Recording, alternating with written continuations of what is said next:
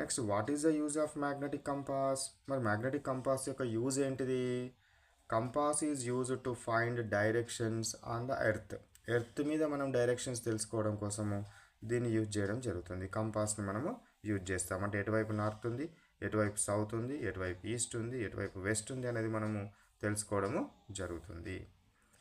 Next question, where compass is use to find directions?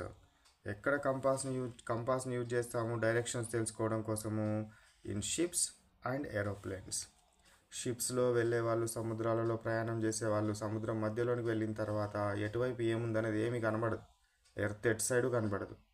So అట్లాంటప్పుడు మనము we used what this compass, lodestone అంటారు కంపాస్కి. ఈ కంపాస్ని మనము యూజ్ చేయడము జరుగుతుంది. కంపాస్ని మనం యూజ్ చేస్తాము. Which precautions do you take while finding the direction by using compass? చాలా చాలా ఇంపార్టెంట్ క్వశ్చన్ ఇది. మనం కంపాస్ని యూజ్ చేసి డైరెక్షన్స్ కనుగొనేటప్పుడు ఏ ప్రికాషన్ని మనం తీసుకోవాలి? Which precaution we should take?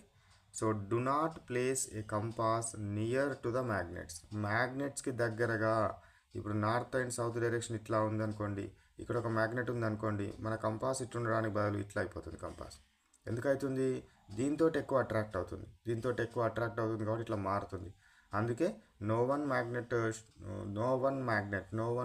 Should be kept near to the compass. కంపాస్కి దగ్గరలో మ్యాగ్నెట్ ఉండకూడదు. Next one,